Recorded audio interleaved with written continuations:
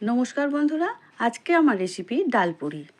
উপোসের দিনে সবসময় তো একঘেয়েমি লুচি আর পরোটা খেতে ভালো লাগে না। মাঝে মধ্যেই একটু ডালের পুর দিলে ডালপুরিটাও খেতে মন্দ হয় না, তাই না? কি বলো?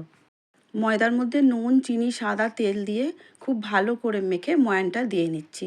ওদিকে গরম জল বসিয়েছিলাম, গরম জল দিয়ে ময়দাটাকে খুব ভালো করে এবারে মেখে নিতে হবে আমাদের।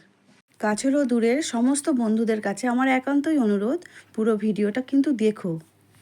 ময়দা খুব ভালো করে মাখা হয়ে গেছে। এবার ডোটা আমি আলাদা করে রেখে দেব। এবারে কিছু মশলা আমাদের ভেজে নিতে হবে।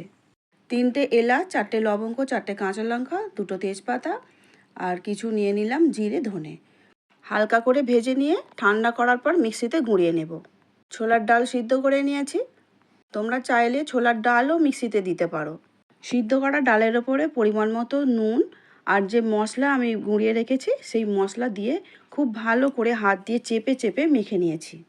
ময়দার যে ডো বানিয়েছিলাম, লুচির থেকে একটু বড় সাইজের আমি লেচি কেটে নিচ্ছি, দেখতেই পাচ্ছ। ডালপুরির লেচি একটু বড় না হলে খেতে ভালোও লাগে না। লেচি বাটির মতো হাতের সাহায্যে শেপ দিয়ে নিলাম। এবারে ডালের পুর ভরে দিচ্ছি। হাতের সাহায্যে চেপে চেপে মুখ বন্ধ করে খুব সুন্দর করে সিল করে দিতে হবে, যাতে ফেটে বেরিয়ে না আসে। তারপর ঠিক রুটির লেচির মতো করে হাতের 2 তালু দিয়ে গোল করে চেপে নিতে হবে। একইভাবে সমস্ত লেচিগুলোই এবারে আমাদের পুর ভরে নিতে হবে। বিপত্তারিণী পুজোর উপোসের জন্য লাগবে আমার 13টা লুচি, কিন্তু ছেলেরা কেউ খেতে চায় না আর লুচি, যার জন্য আমাকে এই ডালপুরির আয়োজন করতে হয়েছে।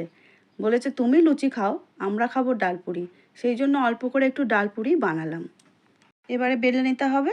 হাতের সাহায্যে চেপে চেপে একটু আগে বড় করে নেবে, না হলে ফেটে যাওয়ার সম্ভাবনা থাকে। তারপর বেলবে, আর ফাটার কোনো ভয় থাকবে না। এদিকে কড়ার তেলও গরম হয়ে গেছে। তেলের মধ্যে আলতো করে ছেড়ে দিলাম ডালপুরি। 1-2 মিনিট পরেই আমরা উল্টে দেব। তারপরে আবারও সুন্দর করে এপিট ওপিট করে লাল লাল করে ভেজে নেব। ডালপুরি বেলার সময় না ফাটলেও অনেক সময় ভাজার সময় ফেটে যায়, তো ওই নিয়ে কোনো চিন্তা করার কারণ নেই। যখন তুমি তুলবে তেল থেকে, উল্টো করে দিয়ে তুলবে, তাহলে তেলটা ঝরে যায়। একইভাবে সমস্ত ডালপুরিগুলোকে আমি লাল লাল করে ভেজে তুলে নিচ্ছি।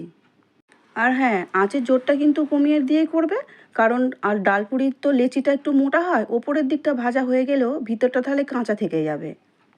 সঙ্গে বানিয়েছিলাম খোলা সমেত আলু দিয়ে মটরের তরকারি, একদম নিরামিষ। রেডি হয়ে গেল আমাদের ডালপুরি। এবার আমি একটা সার্ভিং প্লেটের মধ্যে তুলে নিলাম। ভিডিওটা পুরো দেখার জন্য ধন্যবাদ।